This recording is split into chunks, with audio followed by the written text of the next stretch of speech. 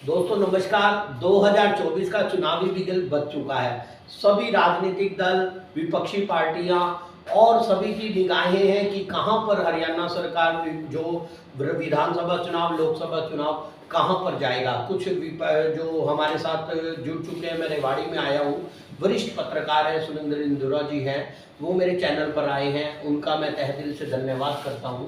आप हमारे चैनल पे। आज मैं जो चर्चा के लिए आया हूं, रेवाड़ी में आया हूं, अहीरवाल की राजनीति को लेके बीजेपी का क्या कदम चल रहे हैं और कहां पर बीजेपी पहुंचेगी, उस बारे में चर्चा करने के लिए आया हूं। सुंदर जी नमस्कार। आप वरिष्ठ पत्रकार हैं, 25 साल का तजुर्बा आपके साथ चल रहा है। क्या कहेंगे अहीरवाल की राजनीति के बारे में, किन किन कदमों पर चल रही है और कहां पर ये पहुंचेगी?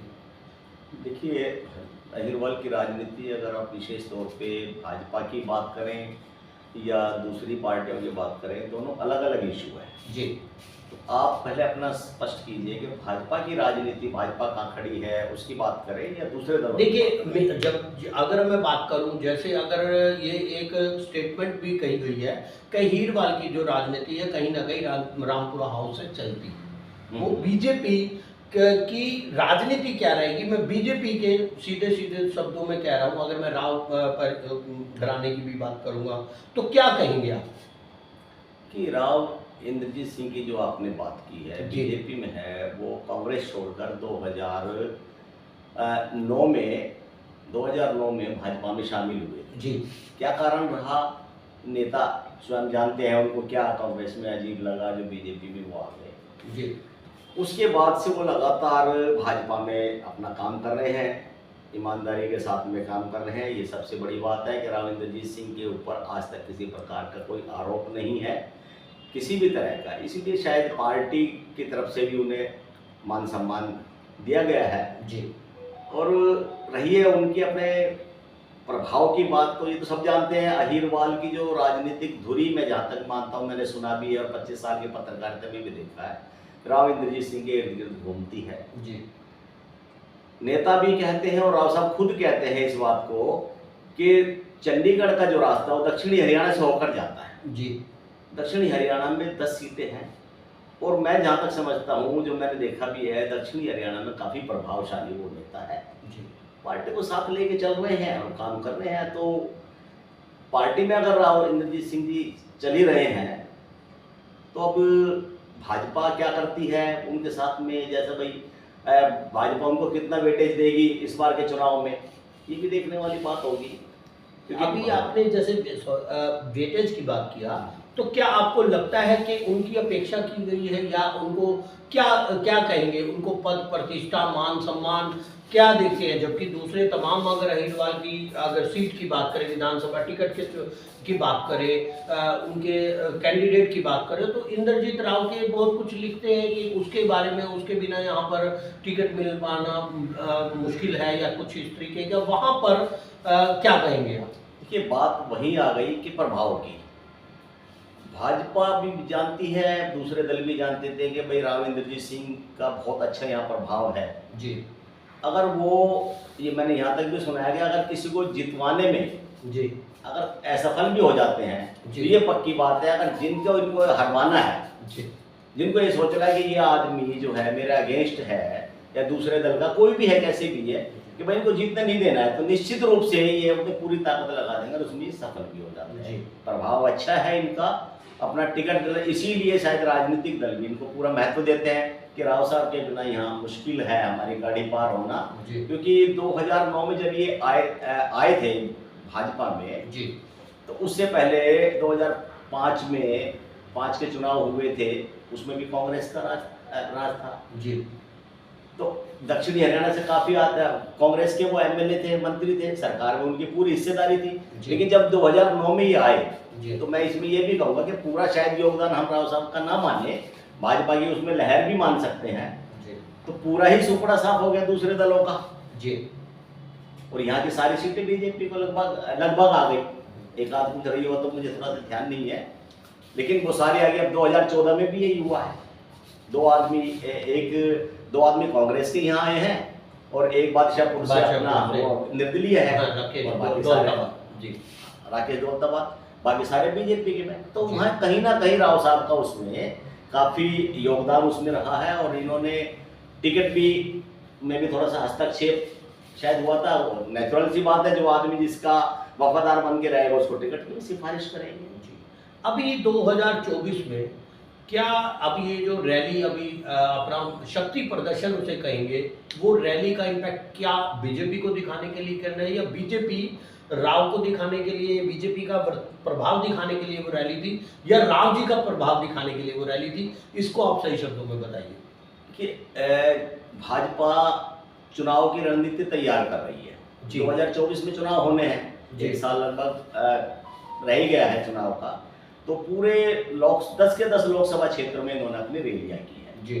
तो गुड़गांव क्षेत्र में, क्योंकि यहाँ से सांसद है राविंद्र जी सिंह, इनको भी टास्क मिला था कि भाई आप भी रैली कीजिए जी। तो उसमें ताकत दिखाने की तो मेरे हिसाब से कोई ऐसी बात नहीं थी कि बीजेपी ये देखना चाहती है कि राव साहब में कितनी ताकत है, कितने लोग जोड़ सकते हैं जी। या फिर राविंद्रजीत सिंह ये दिखाना चाहते हैं कि मैं बहुत ज़्यादा आदमी जोड़ सकता हूँ। रैलियाँ जब भी राविंद्रजीत सिंह ने की है वो बेहद सफल रही है। कहीं भी हम कितनी कॉन्फ्रेंसिस में गए हैं, कितनी रैलियों में गए हैं, उनकी रैली हमेशा सफल रही है यहाँ। और पटौदी में जो रैली हुई वो भी सबने देखी, सारी सफल रही है। अब बीजेपी उसको किस वे में लेती है या राविंद्रजीत सिंह उसको किस वे में लेते हैं, ये दोनों को देखना है। अभी क्वेश्चन ये आता है कि कुछ तमाम कुछ खबरें ऐसी भी चल रही हैं कि कहीं ना कहीं बीजेपी से राव किनारा करेंगे, तो उस शब्द के बारे में आप, उस वाक्य के बारे में आप क्या कहेंगे? कहाँ पर ये भूमिका तैयार हो रही है, और अगर है तो वहाँ पर बीजेपी क्या करेगी? क्या बीजेपी हैंडीकैप हो जाएगी, या राविंद्रजीत अपनी स्पीड से बढ़ते रहेंगे? देखो, मैंने पहले भी कहा कि राविंद्रजीत सिंह का दक्षिणी हरियाणा में इनका बहुत बड़ा वो है राजनीति, इनके चारों ओर घूमती है यहाँ की राजनीति जी। तो मैं जहाँ तक समझता हूँ कि भाजपा इतनी बड़ी गलती नहीं करेगी कि राविंद्रजीत सिंह को किनारे कर दे या राविंद्रजीत सिंह से किनारा कर ले। वो इतनी बड़ी गलती नहीं करेगी, क्योंकि अगर ऐसा हुआ तो जैसे मैंने बताया पहले 2009 में जब राव साहब यहाँ आए तो बिल्कुल कांग्रेस खत्म हो गई और सारे के सारे वो बीजेपी में चले गए, इनके साथ इनका अपना प्रभाव है। और अगर राव साहब भी वहाँ से, मैं समझता हूँ राव साहब भी किनारा नहीं करेंगे बीजेपी से, क्योंकि राव साहब को भी ये है कि भाई दूसरे दल किसी भी तरह, कांग्रेस तो इन्होंने छोड़ी थी खुद ने, अब उनमें जाना कभी ज़्यादा ही दल बदले, एक दल से दूसरे दल में चले जाए कोई बात नहीं, लेकिन फिर उसी दल में चले जाए या किसी और दल में चले जाए तो कहीं दल बदलू की मोहर ना लग जाए और इससे उनको राजनीतिक नुकसान ना हो जाए। तो मैं जहाँ तक समझता हूँ ये भी स्टेप वो नहीं उठाएंगे और बीजेपी में रहना पसंद करेंगे। अब बीजेपी में ये रह रहे हैं और जैसे वो अपनी टिकट किसी को मांगते हैं, अपनी बेटे के लिए मांगते हैं, आरती राव के लिए या किसी और के लिए, तो ये मैं जहाँ तक समझता हूँ कि बीजेपी इनके प्रभाव को देखते हुए कि इनकी किसी बात को इनकार नहीं करेगी। पिछले चुनाव में मैंने देखा था कि इनके जो कंटेस्टेंट थे रेवाड़ी के लिए विधानसभा चुनाव में, एक दो थे ऐसे कंटेस्टेंट जो टिकट लेना चाहते थे, लेकिन सुनने में यही आया कि भाई जब उन्होंने राव साहब की खिलाफत की तो उन्होंने उनको सजा भुगतनी पड़ी। तो मैं जहाँ तक समझता हूँ इनका प्रभाव है, पार्टी मानती है इनको। उसका खामियाजा तो रेवाड़ी विधानसभा से दो हाथ धोना पड़ा। देखो ये तो राजनीति में तो चलता रहता है, विपक्ष भी आता है कभी। आप जैसे बावल का देख लीजिए, मैं आपको बताऊं बावल विपक्ष में रहा है हमेशा जी, ज्यादातर विपक्ष में रहा है। तो कहते हैं विपक्ष की वजह से बावल का काम नहीं हुआ। आज भाजपा का वहाँ पे मंत्री है 2 प्लानिंग से, और डॉक्टर बनवारी लाल जी काम कर रहे हैं, अपना अच्छा काम कर रहे हैं, इसमें कोई शक नहीं है, बढ़िया काम कर रहे हैं। जगह जगह करोड़ों रुपए के उन्होंने पेयजल योजना वगैरह का, जैसे अखबार में हम लिखते आए हैं, जैसे स्टेटमेंट आती रही और हमने अखबार में लिखा, उसी से यही जाना कि आज फला जगह पर नहरी पानी के का इंतजाम कर दिया है, लाइट का इंतजाम कर दिया है।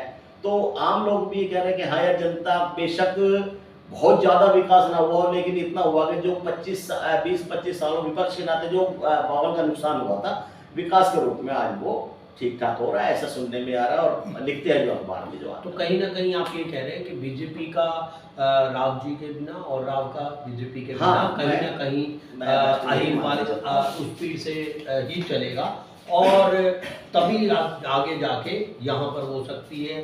तो जो भी लोग इस वीडियो को देख रहे हैं, साथ के साथ शेयर लाइक कमेंट जरूर करें। इंदौरा जी, जाते जाते एक छोटा सा मैं आपसे एक बात करूँगा, कहीं ना कहीं कुछ जगह ये कहा गया है कि जब इनके पास पावर थी, जब इनके पास पावर है तो अहीरवाल का बहुत ज़्यादा विकास नहीं हुआ। अगर अहीर पिछड़ा हुआ है तो कहीं ना कहीं उन्हीं का है। तो कहीं ऐसी शब्द पर क्या कहेंगे आप? तो दिन प्रतिदिन जनसभाओं में भी जाते हैं और जनता के बीच में भी जाते हैं, क्या कहेंगे? देखो ये जी इसमें कड़वी सच्चाई है कि कोई बड़ी परियोजना इस क्षेत्र में नहीं आई है। जी, वहाँ पर इसमें राव कोई शक नहीं इंद्रजीत है। सिंह जी का रोल क्या है? अब राव इंद्रजीत सिंह जैसे रोड के मामले में हो है या किसी और बड़े मामले में, वो हमेशा कहते रहे हैं जी जी गवर्नमेंट से अपना काम करवाते रहे, वो कहते रहे हैं। लेकिन सरकार की अपनी पॉलिसी है, अगर नहीं है और फिर भी अगर कोई जिम्मेदार मानते हैं राव साहब नहीं ला सके, तो विपक्ष भी और जो आम जनता भी जो सोचती है कि राव साहब ही की वजह से ही नहीं आ सका, तो देखो अपनी आदमी की अपनी सोच है, उनको कहने का हक भी है, क्योंकि जब तक कोई योजना आई ही नहीं झलकता है। क्योंकि अगर कोई परियोजना आती है, अभी देखा है कुछ नेताओं द्वारा अपने प्रोफाइल पे कुछ एम्स के बोर्ड को दिखाया गया। अभी 9 साल में चुनावी जुमला की बात भी कर सकते हैं। बिल्कुल आप सही कह रहे हो, बिल्कुल सही कह रहे हो कि 9 साल में इस गवर्नमेंट ने एम्स को लेकर तो खामखा जुमलेबाजी ही बिल्कुल की है। और अब चुनाव के समय ये जो कर रहे हैं इसको लोग फंडा कह रहे हैं। जी जी जी कि राजनीतिक स्टंट है। जी जी जी मैं भी किसी हद तक एक पत्रकार के नाते नहीं, बल्कि एक आम नागरिक के नाते मैं जरूर कहूंगा कि 9 साल में आज तक ये शिलान्यास अभी तक हुआ ही नहीं है इसका। 15 में इसकी घोषणा हुई थी। जी जी जी खट्टर जी करके गए थे, 15 में घोषणा इसकी की थी। अरे जब से अगर पहली प्लानिंग में ही इसमें पत्थर तो कम से कम रख देते एक उम्मीद हो जाती। और जो आज ये विपक्ष या आम जनता कह रही है कि चुनावी स्टंट है, कम से कम भाजपा पे ये दाग चुनावी स्टंट का नहीं लगता जी। अगर ये एम्स को उससे पहले शिलान्यास कर देते या उसकी 4 दीवारी वगैरह करा देते तो ये होता चलो काम चल रहा है, कछुए की चाल सही लेकिन चल तो रहा है। तो आज जो लग रहा है ना आरोप, ये नहीं लगता उसके ऊपर, ये सच्चाई है, कड़ी सच्चाई। बिल्कुल इस सच्चाई के साथ मैं आपसे एक बात भी कहूंगा, अगर आप गुरुग्राम लोकसभा से सांसद हैं तो आपको गुरुग्राम के विकास के लिए भी, अभी पिछले दिनों मेट्रो के विस्तार के लिए बात हुआ था, ओल्ड गुड़गांव से गुड़गांव के लिए मेट्रो विस्तार के ऊपर बात हुआ था, लोगों ने उसका जमकर विरोध किया कि ये भी चुनावी जुमला है। तो राव साहब या उनके समर्थकों का क्या इस बारे में रुझान है? कमेंट बॉक्स में जरूर बताएं। आगे की जो चर्चा है एक दिन फिर विस्तृत जानकारी एक बार फिर वरिष्ठ पत्रकार के साथ मैं अपने चैनल पर लाइव होऊंगा। आप लोगों की सपोर्ट मुझे हर समय मिलती रहती है, उसके लिए बहुत तहे दिल से धन्यवाद। अपने सुझाव, शिकायतें और मेरे प्रोत्साहन के लिए कमेंट बॉक्स में जरूर कुछ लिखें। अंदोरा जी दोबारा एक बार धन्यवाद, नमस्कार।